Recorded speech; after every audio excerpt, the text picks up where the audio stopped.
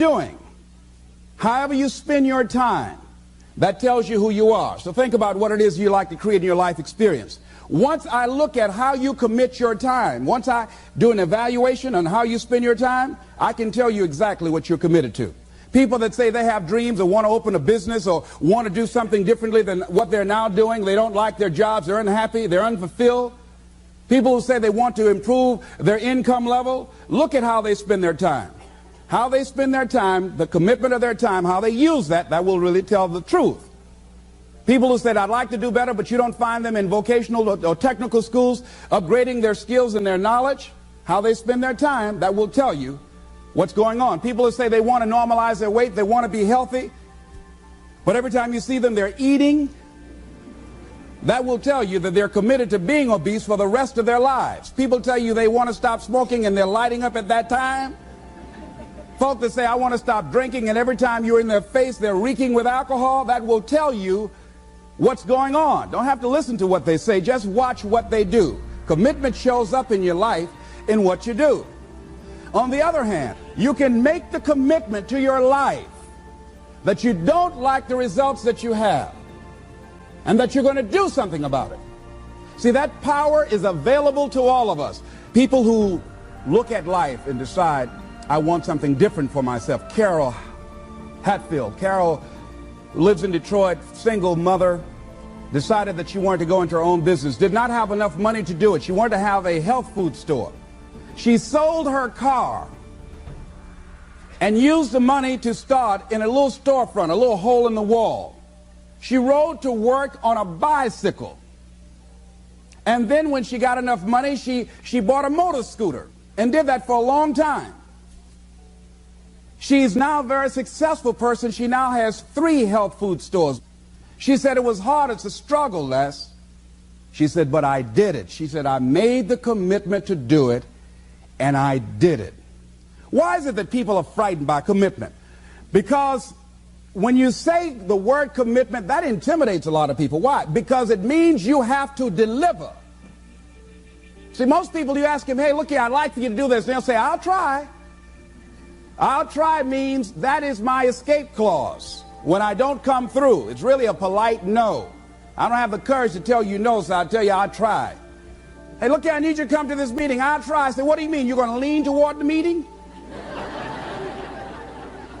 Try and sit down. You either do or you don't. Try and take this pencil out of my hand. You either do or you don't. There's no such thing as try.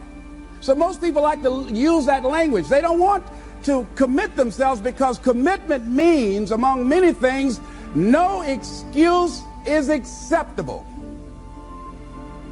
That's what it means, no excuse. That if you decided that you're going to do this, if it becomes hard, then do it hard. If it's difficult, so what? If it's inconvenient, so what? See, a lot of people made a commitment to come here tonight, but they looked outside and said, it's raining. The temperature dropped. It's cold outside. And they decide to give up on their commitment. And that's how people do about their dreams. They don't honor their commitment to themselves. Let me tell you what happens when you don't keep your commitment. Number one, it begins to deplete your self-esteem and it erodes your self-image. It weakens your faith in yourself. You don't feel good when you don't keep your commitments. The other thing is that you begin to develop weak relationships with people. People begin to realize they can't depend upon you. They can't rely on you because you won't keep your word.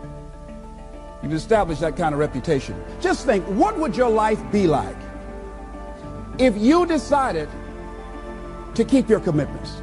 What will all of our lives be like if we decided to keep our commitments? That we decided to do the things that we said that we were going to do. That we wouldn't even speak it unless we were going to do it. If we decided just for a week, just see what your life can be like. Just let's do it for a commitment to make it a 7-day commitment that I won't say I will do anything unless I'm going to do it.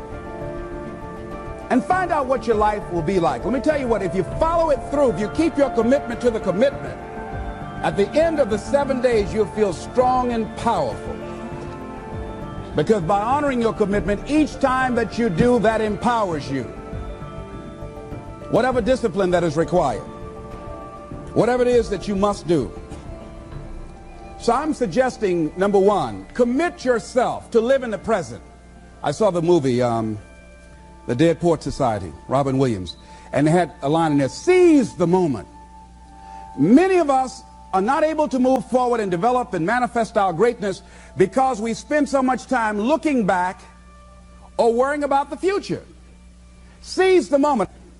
See, you cannot go into the future and manifest your greatness when you have various things in your life that's blocking you. Let's look at how we can begin to keep our commitments. Remembering what Dr. Robert Anthony said about results.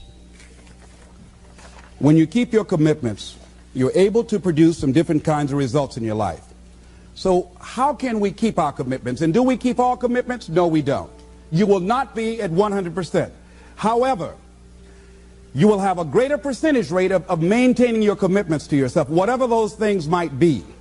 If it's going into business, if it's changing a habit that you know that works against you, if it's overcoming self-destructive behavior, if it's retraining your thinking, if it's reinventing yourself, if it's trying to begin to design your relationship differently, all of us have the possibility, by focusing and really harnessing our attention and concentrating on it, we really have available to us the power to honor our commitments in those particular areas. So number one, make it priority.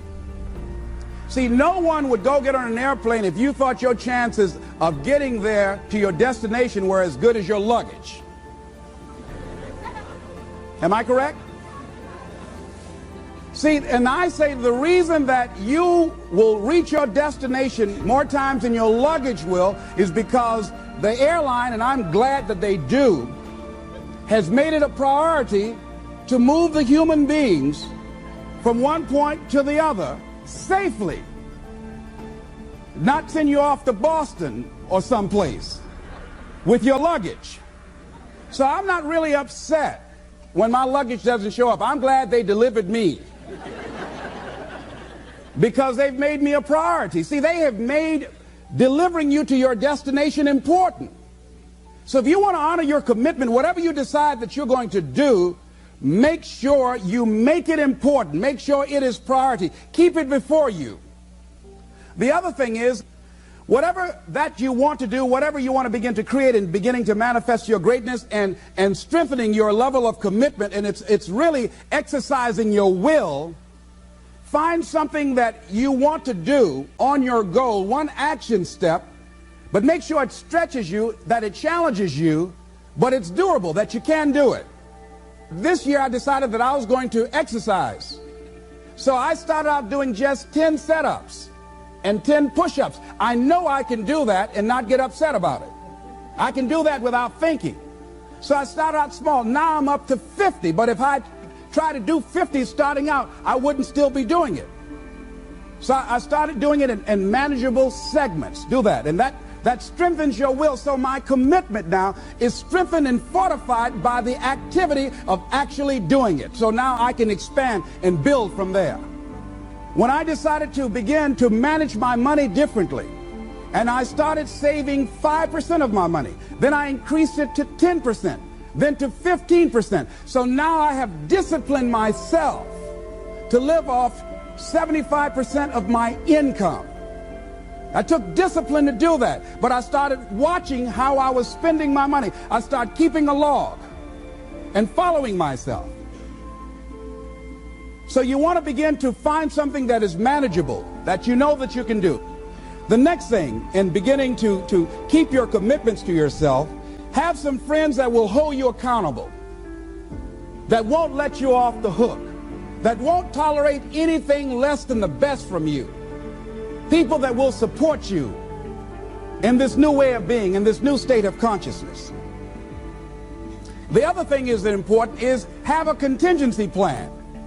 See, many times when you make a commitment to do something, there are some other variables that will happen that you can't control or you perhaps did not think about. So you want to have some other plans going on. You want to become creative. See, most people don't keep their commitments because when something goes wrong, they just stop. They don't have a contingency plan. So they don't know what to do next. Start being creative. If you challenge yourself, many times we say, I don't know what to do. And I always ask myself, but if you did know what to do, Les, what will it be? That activates another part of my mind. I start thinking about the possibilities and just experimenting. But many of us just stop dead in our tracks. I don't know what to do. You do know what to do. You've got genius in you. Challenge yourself, push yourself, make yourself come up with something. Use your imagination. And what you will find is that you know more than you realize that you know. That you're more creative and more resourceful than you realize that you are. And as you do that, the more you do it, the easier it will become. At first, it's going to be a struggle. And after you get into a certain level of consciousness, you will ask yourself, how is it that I didn't see this before? At the level that I'm managing my business now, they say consciousness is what we are. I literally look at myself and say, how is it that I didn't do this before? Why is it that I couldn't see this before? And the reason that I didn't see it before, because I didn't challenge myself. I didn't put myself out here. See, the reason that most of us go through life never discovering our true greatness, literally walking, breathing corpses, the uncommitted life isn't worth living. Why? Because it doesn't produce anything. See, you only make things happen. Your life only counts. You only make a difference when you are committed. When you make a commitment with your life. That's the people that make a commitment with their lives. The people that make a commitment to their customers. The people that make a commitment to their families, to their relationships, are the people that make the greatest impact in life. What is commitment? Commitment is the salesman who says, look here, I'm going to make $1,000 today and I'm not going home. You can turn the lights out. The janitors could be here running the vacuum cleaner. I'm not leaving here till I do it. I used to be a door-to-door salesman. I had X number of TVs. I had a minimum amount that I knew I had to sell every day in order to provide for my mother, who was ill at the time, who had lost her job at the M&M cafeteria because of arthritis. And I said, I'm going to go door to door, and sometimes I would not come home until 1 o'clock at night, knocking on people's door, people closing. What do you want? Would you like to buy a nice working month's television set, no money down? No. What about an Emerson TV? No. Thank you very much. Do you know anybody else that would be interested? No. Thank you very kindly. Knock on another. Hello. Would you like to buy a nice working television set, no money down? No, get away from our door. Thank you very kindly. Do you know anybody else would be? Yeah, my cousin, he lives 2 doors down. Thank you very kindly. I tell him you sent me. When I heard your cousin told me that you wanted to buy a television set, told me to come here and talk to you, we got a special discount for you. Yes, come in, I'm interested. I would just keep right on. I would not go home until I did it. It's an interesting thing, ladies and gentlemen, that when we put ourselves in a situation where we say we're going to do it, it puts you in another zone where the universe responds to you. When you have that kind of consciousness, see, the universe responds to the man or woman that refuses to be denied, because that is your commitment. That business that you want, that book you want to write, that dream that you have of controlling your destiny, that is yours. That power to create that and to manifest that is yours. That's available to you. But you've got to be willing to stand there and face disappointment, not have support, be lonely, doubt yourself sometimes, be rejected again and again and again, become bankrupt if necessary, again and again and again, and refuse to turn around until life gives it up. Nothing can resist a person that has that kind of commitment. The people that have made a difference on the planet.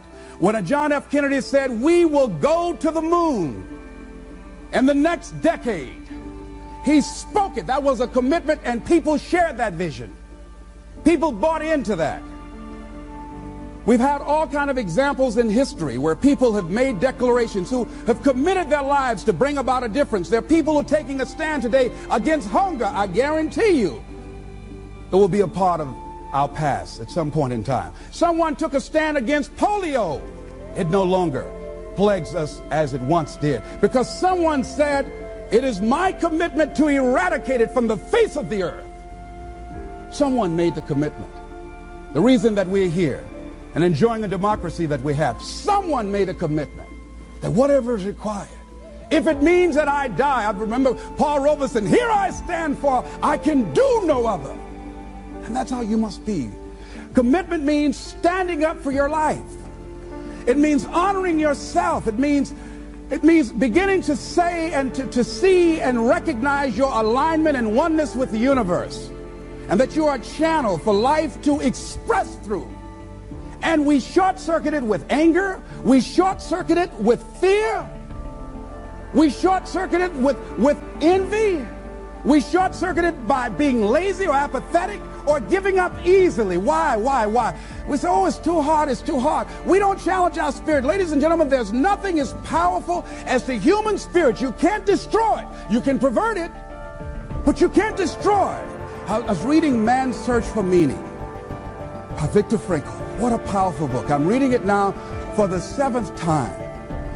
And he gives so many graphic examples of the power of the human spirit. And so what are some of the things that can fortify us and give us the kind of inner strength that will allow us to forward ourselves into the future by manifesting our commitments? Number one, commitment means in some cases going back to school, getting some training, sitting up in classes with people younger than you, putting yourself in a position where you don't know and that is awkward and uncomfortable, but because of your commitment to develop yourself or to go back to school to get a high school diploma or to get a college degree, that it doesn't matter, feeling dumb and saying, what am I doing here, sitting up in some boring class?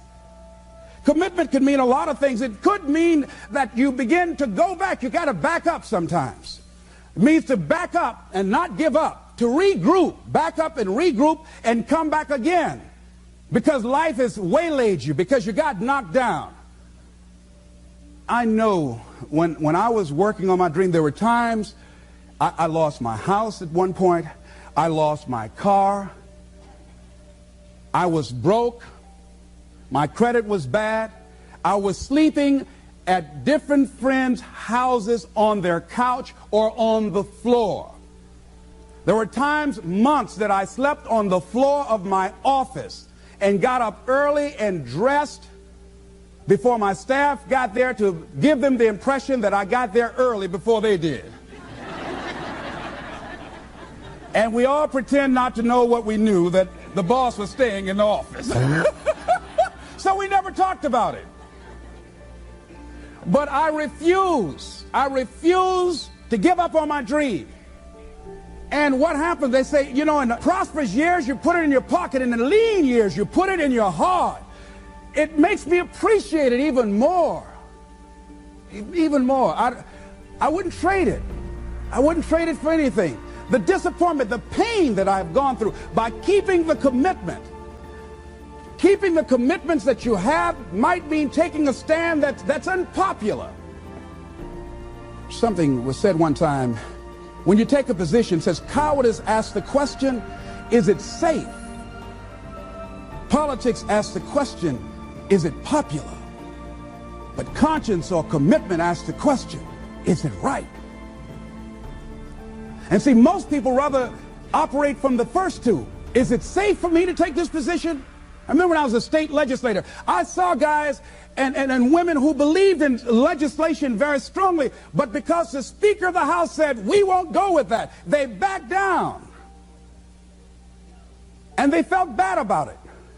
They wouldn't take the position because they didn't want the Speaker of the House to be angry at them. They wanted to be all right with all of the rest of our colleagues. See, it takes a great deal of strong courage and commitment on your part to step out a line. Henry David Thoreau says, if a man doesn't keep pace with his companions, perhaps he's listening to the beat of a different drummer. Let him dance to the music that he hears, however measured or far apart. When you are committed, you're dancing to the beat of a different drummer. Don't expect people to understand you. Don't expect it to make sense to anybody why you've got to do this. Why you have got to go. Why you leave. This is a good job. I'm going. They pay you well. I'm going. You just a few years from retirement. I'm going. Why? I don't understand. You don't have to. I'm going for me. Because I've made a different kind of commitment with my life. This is something I have got to do. Commitment. It means taking a stand. Taking a stand for you. It means delivering. It means coming through. What if you don't keep your commitment, Les? What if you give it everything you have and you come up short? Or if you don't give it everything you have, what if you get weak along the way and you throw in the towel on yourself? You surrender to your emotions. What then? A lot of people become discouraged. They become frustrated and they say, oh, what the heck? And they go back to doing what they were doing before, saying it doesn't work. Here's what I suggest. Number one, that does happen. So take total responsibility for it. Just own it. Don't make any excuses on why you gave in or why you didn't come through. Just own it. And face the flak, whatever it is. Stand up inside yourself. Next thing is, assess the situation. How did you get here? What happened that you broke down, that you had a breakdown and you surrendered? What happened? What was going on? See, when I used to go on a diet, and I no longer do that, I've made a commitment to a healthy lifestyle. I used to eat up until 12 midnight on Sunday. Anything that wasn't moving. And on Monday, I would get up and eat a fruit, light fruit breakfast, and for lunchtime, I would fix some broiled chicken and meticulously peel the skin off and eat the chicken and then eat the skin.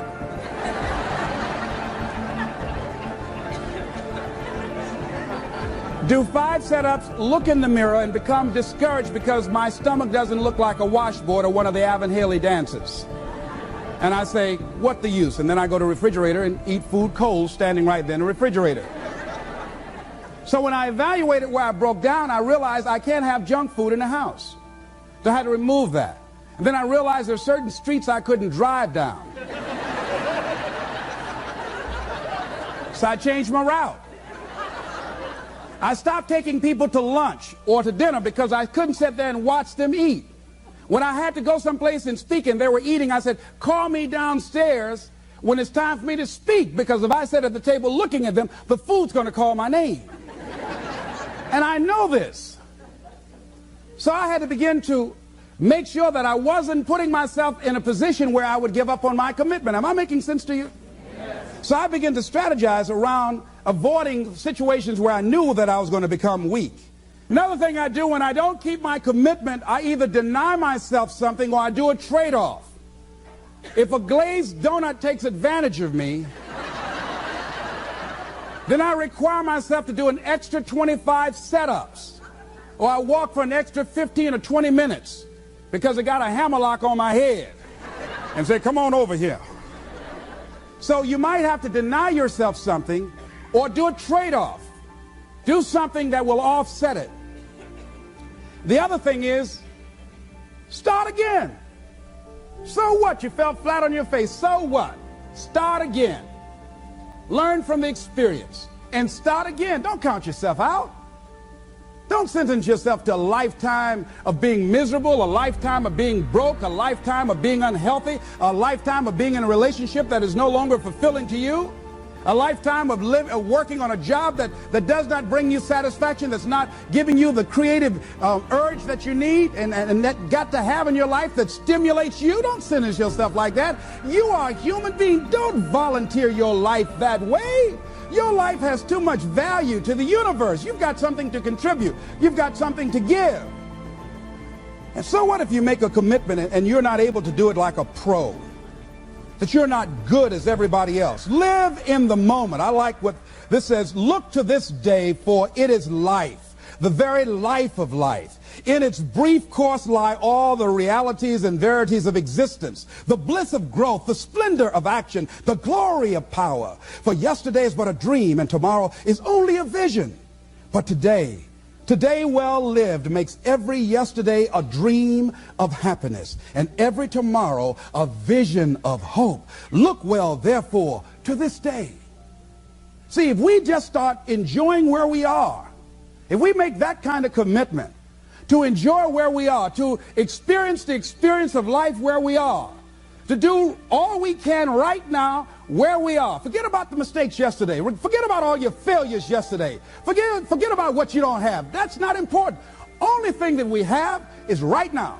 Right now, right now. And I say that life is calling on you to call forth on that. The optimists, which I think one of the most positive groups in the world, they have something called the Optimist Creed, and I like, it says promise yourself. I changed it to commit yourself, because I think that commitment has more power than promise. It says commit yourself to be so strong that nothing can disturb your peace of mind, to talk health, happiness, and prosperity to every person you meet, to make all your friends feel that there is something in them, to look at the sunny side of everything and make your optimism come true, to think only of the best, to work only for the best and expect only the best, to be just as enthusiastic about the success of others as you are about your own, to forget the mistakes of the past and press on to the greater achievements of the future, to wear cheerful countenance at all times and give every living creature you meet a smile, to give so much time to the improvement of yourself that you have no time to criticize others, to be too large for worry, too noble for anger, too strong for fear, and too happy to permit the presence of trouble. Commit yourself to these things. Isn't that powerful? What a commitment to make with your life. Commit yourself to stretch, to get outside of your comfort zone and not be concerned about what people think about you, because they're thinking it anyhow.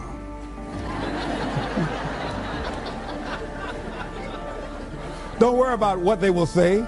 They're already saying it. So what do you care?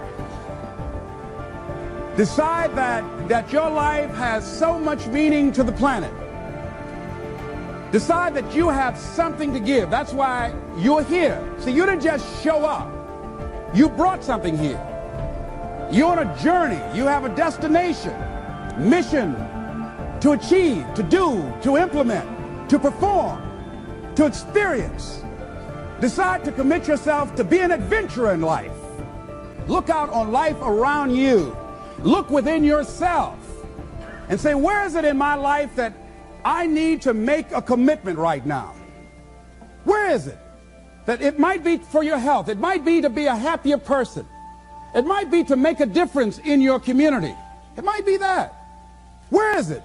I say that commitment shows up, and the man or woman who has some idea, some dream that they've been nurturing within themselves, and no one believed it, no one saw it for them, that they weren't masters at it, they weren't experts at it, no one would build a statue and ever call their name and recognize them, they never made it to the front page of the newspaper, but they had something that was theirs, something that was their baby, something that they loved and they believed in, and they just did what they could with what God gave them with their dream. Commitment shows up, and people that are willing to give themselves a chance, who look at their lives, look within themselves and say, I know that this just cannot be it for my life. I know that there's something I'm supposed to do. I don't know right now. Or maybe you do know. Maybe you do know, and you've talked yourself out of it. And I understand that. Because I'm late. No. Everything happens as it should. I got the courage to step out, to become committed. I was seriously not serious before. And I decided, it took me some time to build up the courage to become committed because it frightened me. So I understand wrestling with it. I wish I could tell you I've been doing this for 20 years. I haven't. I'm just glad that I decided to become committed before I left here. And wherever you are, decide that you're going to commit your life now. And let it show up in your contribution. Let it show up in what you have to share. And whatever commitment that you make, honor your commitment as yourself. Honor your word as yourself. Whatever you put out there, do it with what you've got. I want to thank you very much for your consciousness. This is Mrs. Mamie Brown's baby boy, Leslie Calvin Brown, saying it's been a plum-pleasing pleasure as well as a privilege. Thank you all.